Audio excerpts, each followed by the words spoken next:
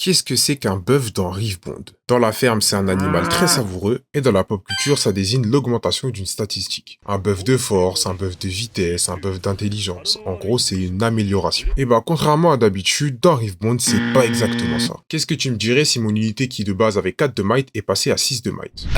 Elle a eu un bœuf de 2 de might? Eh bien non, ma louloute, elle a seulement gagné 2 de might. Dans Rivebond, le bœuf, c'est un terme technique très précis à ne pas utiliser au hasard parce que ça peut porter à confusion. Ouais, je sais, c'est chiant. Gagner de la might, ce n'est pas buffer.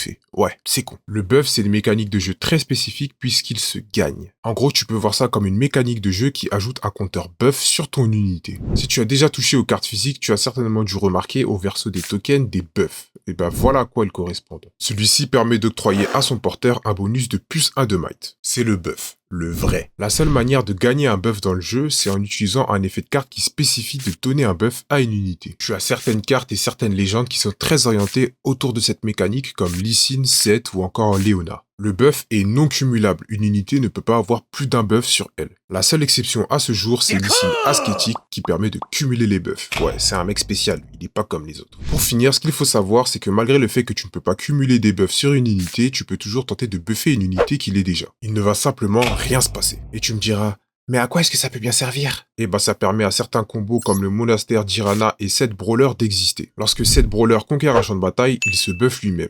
Et le monastère, lorsque tu conquiers, te permet de dépenser un buff afin de piocher une carte. Je te le donne en 1000, si tu réussis à conquérir le monastère avec un set buffé, tu vas pouvoir utiliser l'effet de set pour se buffer lui-même alors qu'il l'est déjà, puis utiliser l'effet du monastère pour dépenser un buff afin de piocher une carte. Puisque les effets se résolvent toujours à l'envers, tu vas d'abord dépenser le buff de ton set afin de piocher une carte, et en résolution, ton set va pouvoir se buffer lui-même. Ça t'a permis de garder un set buffé tout du long tout en piochant une carte. Et bien voilà, maintenant moi je compte sur toi pour buffer ma chaîne en partageant et en likant ce compte. Après tout, maintenant tu ne te poses plus la question,